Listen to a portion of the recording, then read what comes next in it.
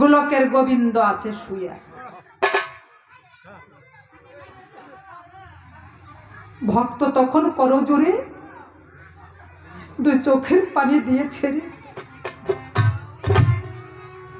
বলেছে, গোবিন্দ তুমি যেমন গোপন ঘরে থাকো আমি তো জানি না। আমি যদি জানতাম ওই বালুর চরে পরে পরে কি 12 মাস এই 12 বছর হইয়া কাঁদতাম। হ্যাঁ, পায়ে পড়ে ভক্ত যখন কান্নাকাটি করে ভগবান বলছে তারি, ওরে ভক্ত, যে ভক্ত আমার নাম নিয়ে এক পাও এগিয়ে যায় আমি তার জন্য 100 পাও এগিয়ে যাই।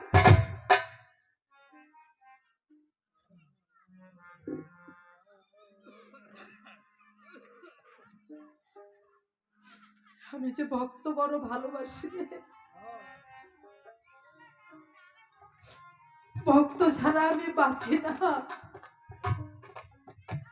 ভক্ত ভগবানে করতেছে কান্না। ওই যে বাইরে যে চোরের দল ছিল ওই কথাবার্তা যখন শুনতে পেল ডাক দিয়ে বলে, তারে বাড়ির মালিক বোধহয় জাগনা পেয়েছে, ও বোধহয় ধরা পড়ছে, চল আমরা এখান থেকে পলাই। ওরা চলে গেল। ভক্তকে ভগবান বলছিল, তুমি আসছো কিসের আশা?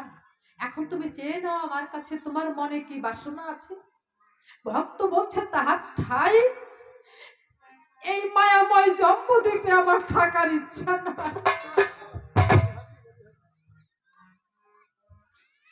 এই সংসারের যন্ত্রণা আমার জীবনে কুলায় না।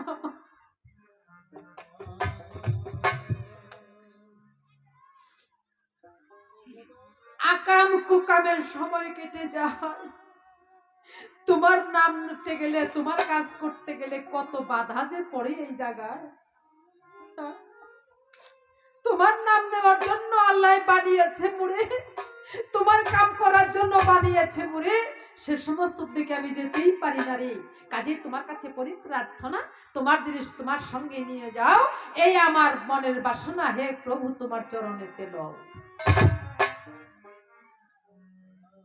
ভক্তের মনোবাসনা পূর্ণ করতে ভক্তকে নিয়ে সাথে যখন কিছু দূরে যায় ভগবান তখন ডাক দিয়ে জানায়, কিছু চেয়ে নাও, তোমার মনে কিছু চায়।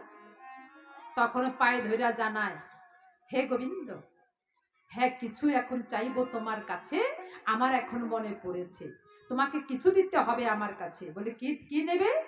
বলে একটা কথা প্রকাশ করি, ওরা যে 7 জন করে চুরি, ওদের চুরির দেই বলিহারি, আমি 12 বছর জঙ্গলে থেকে তোমাকে পাই নাই। ওরা করুক না চুরি, তবুও চুরির দেই বলিহারি, ওই চুরদের গুণে তোমাকে আমি পাই, ওই চুরের দল না নিলে আমার একা একা যাওয়ার ইচ্ছা নাই।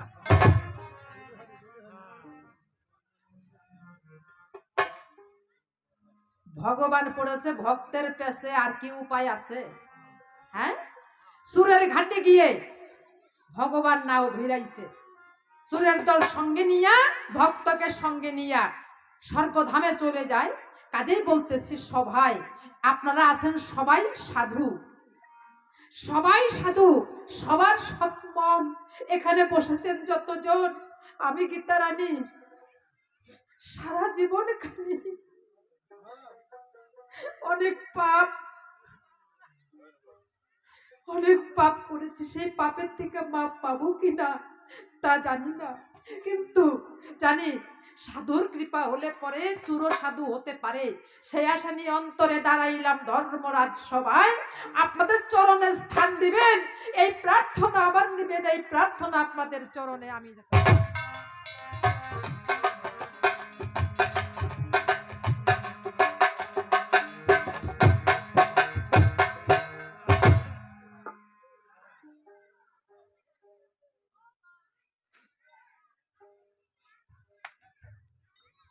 আত্মনিবেদন আর নেই প্রয়োজন।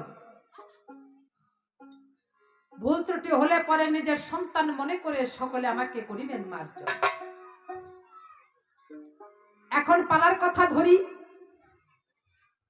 মাননীয় সভাপতি সাহেবের চরণ পরে প্রার্থনা রেখে আমি পালাখানা হাতে নিলাম। বলি আপনাদেরকে, সনাতন মতে আমি আসলেও নারী, জাতেও নারী, সেই নারীর ভূমিকায় আমি ধরি।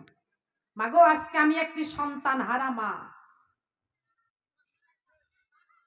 100 সন্তান আমার ছিল, এই কুরুক্ষেত্রে যুদ্ধে এসে সবগুলাই মারা গেল।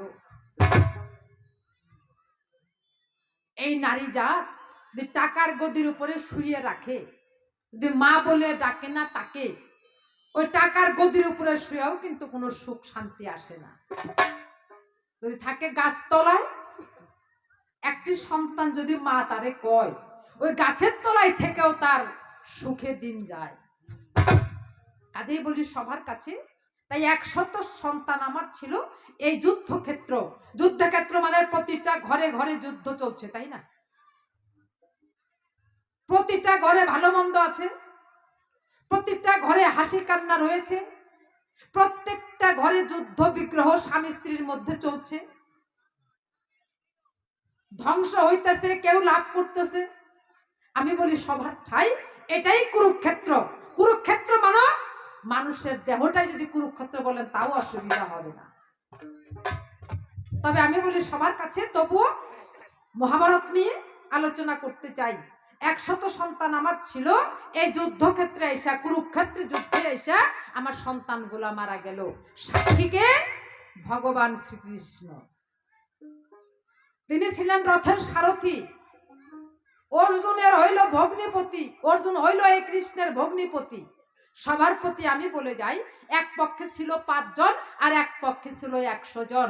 5 জনের একজন মরে নাই, আর 100 জনের একজনও বাইসে নাই। সাধারণত বোঝেন না, যদি কোনো জায়গায় একটা সাধারণ মারামারিও হয়, উভয় পক্ষে কিছু কিছু ক্ষতি হয়, কিছু হয়তো কোনো পক্ষে বেশি, কোনো পক্ষে কম, তাই না?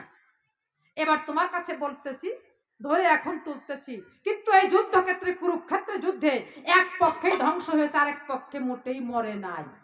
সেই পক্ষে কৃষ্ণ ছিল। সবার কাছে বলা ভালো। আজকে আমার এই দুঃখ বেদনা বলবো কার কাছে? যদি কোনো মায়ে তার একটা মৃত্যু সন্তানের দেহটা দেখে, বডিটা দেখে, সেই মায়ের মন কি ঠিক থাকে? এখানে সব মরা, আপনারা সবাই মরা। কৃষ্ণ আর গান্ধারী আছে খাড়া। তাই সন্তানদের মৃত্যু দেহ দেখে মনের দুঃখে যখন উপরের দিকে তাকিয়েছিলাম ভাই, তখন দেখলাম সম্মুখে কৃষ্ণ আসছে। তাই জিজ্ঞাসা করছি,